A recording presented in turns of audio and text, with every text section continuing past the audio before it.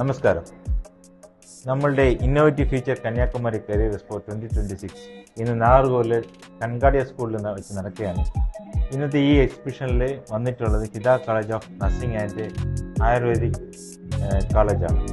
So ആ കോളേജിനെ കുറിച്ച് നമുക്ക് കുറച്ചുകൂടി ബെറ്ററായിട്ട് നമ്മുടെ അവിടുത്തെ അഡ്മിഷൻ ഓഫീസർ ജിത്തുവിനോട് ചോദിച്ചു അറിയാം. സർ നമസ്കാരം. സർ നമസ്കാരം. ഇന്ന് നിങ്ങൾ ഇവിടെ പാർട്ടിസിപ്പേറ്റ് ചെയ്തു. Thanks for coming. ഓക്കെ, ഇപ്പം നമുക്ക് ഹിത കോളേജിനെ കുറിച്ച് എല്ലാവർക്കും അറിയാൻ വേണ്ടി സാറ് കുറച്ച് ഹിത കോളേജിൻ്റെ ഡീറ്റെയിൽസ് ഒന്ന് പറയാൻ പറ്റും? സർ, നമ്മുടെ കോളേജ് നെയിം ഒഫീഷ്യലി സാർ പറഞ്ഞു കഴിഞ്ഞു. Hita college of nursing and ayurvedic medical college. നമുക്ക് 2 ക്യാമ്പസുകളാണ് വരുന്നത്. ആയുർവേദ ക്യാമ്പസ് വന്ന് പീനിയയിലും നഴ്സിംഗ് ബ്ലോക്ക് വന്ന് നെൽമംഗലിലും. നമ്മുടെ കോഴ്സ് ഡീറ്റെയിൽസ് നോക്കുകയാണെങ്കിൽ നമുക്ക് BAMS ഉണ്ട്, പിന്നെ അതേപോലെ തന്നെ നഴ്സിംഗ് ട്രെൻഡിങ് കോഴ്സാണ് BSc നഴ്സിംഗ് ഉണ്ട്, പിന്നെ ജനറൽ നഴ്സിംഗ് ഉണ്ട്, പിന്നെ അതുകൂടാണ്ട് നമുക്ക് ബാച്ചിലർ ഓഫ് ഫിസിയോതെറാപ്പി ഉണ്ട്, പിന്നെ അലൈഡ് കോഴ്സുകളായ നമ്മുടെ BSc AT and OT, MIT, MLTയും അവൈലബിൾ ആണ്. ആയുർവേദിക് മെഡിക്കൽ കോളേജ് ഉണ്ടെന്ന് പറഞ്ഞല്ലോ. ആയുർവേദിക് മെഡിക്കൽ കോളേജിന് ഹോസ്പിറ്റൽസ് ഒക്കെ എങ്ങനെയാണ് ഫെസിലിറ്റീസ്? ഈ ആയുർവേദമാകുമ്പം നമ്മളെ കേരളയാണ് കൂടുതൽ ആയുർവേദത്തിന് ഫസ്റ്റ് പ്രിഫറൻസ്.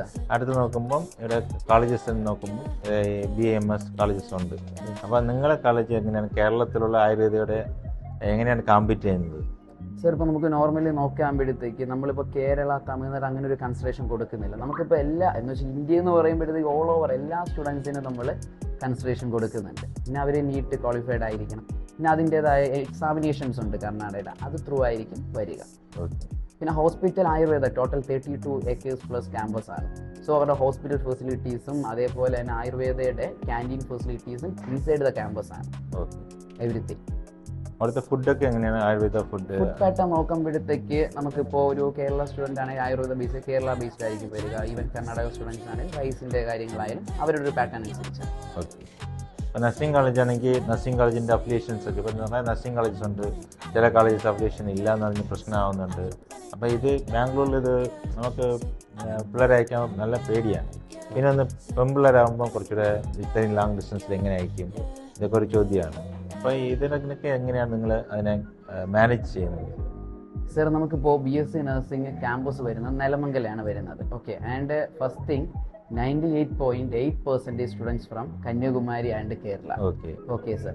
പിന്നെ സാർ ചോദിച്ച പോലെ അപ്രൂവൽസ്, ഇപ്പോൾ സാർ പറഞ്ഞ പോലെ കുറേ ഫാക്ട്സ് ഉണ്ടാവും, പക്ഷെ നമ്മുടെ അപ്രൂവൽസ് എല്ലാം കറണ്ട് ആണ്. ഇപ്പോൾ ഇന്ത്യൻ നഴ്സിംഗ് കൗൺസിലാണ് നോർമലി മെയിൻ അപ്രൂവൽ ആയിട്ട് വരിക. എന്ന് വെച്ചാൽ എവിടെ പോയാലും നഴ്സിംഗ് സ്റ്റുഡൻറ്റ് ഫസ്റ്റ് ചോദിക്കുന്ന ക്വസ്റ്റ്യൻ ആ കോളേജിന് ഇന്ത്യൻ നഴ്സിംഗ് കൗൺസിൽ. പിന്നെ നമുക്ക് നമ്മുടെ സ്റ്റേറ്റ് കർണാടക നഴ്സിംഗ് കൗൺസിലിൻ്റെ അപ്രൂവൽ ഉണ്ട്. പിന്നെ അതുകൂടാണ്ട് Rajiv Gandhi university of health and സയൻസിൻ്റെ അഫിലിയേഷൻ ആണ്, അതിൻ്റെ അപ്ഡേറ്റഡ് ക്യാമ്പസും കൂടെയാണ്. സോ കോളേജിനെ കുറിച്ച് പറയുമ്പോൾ ബാംഗ്ലൂരിൽ നമ്മൾ ഒരു കുട്ടിയെ അയക്കണമെങ്കിൽ ഹിത കോളേജിൽ കൺഫേമായിട്ട് അയക്കാം.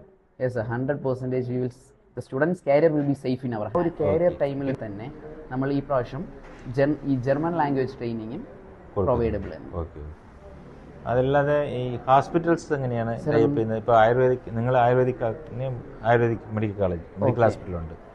ഇപ്പം നഴ്സിംഗ് ആണെങ്കിൽ നമ്മൾ അലോപ്പതിയിൽ തന്നെ കൊടുക്കേണ്ടത്. നമുക്ക് നഴ്സിംഗിന് നമുക്ക് ഓൺ ഹോസ്പിറ്റൽ ഉണ്ട്, കെയർ മൾട്ടി സ്പെഷ്യാലിറ്റി ഹോസ്പിറ്റലാണ്. നമ്മുടെ ചെയർപേഴ്സണും ഡോക്ടറാണ്. ഓക്കെ. ആൻഡ് നമ്മുടെ സ്റ്റുഡൻസിന് കുറച്ചും കൂടെ ട്രെയിനിങ് പീരിയഡ് ഇമ്പ്രൂവ് ചെയ്യാൻ വേണ്ടി ഗവൺമെൻറ് മെഡിക്കൽ കോളേജിലാണ് നമ്മൾ ട്രെയിനിങ് മെയിൻലി ഇത് ചെയ്യുന്നത്, കൊടുക്കുന്നത്.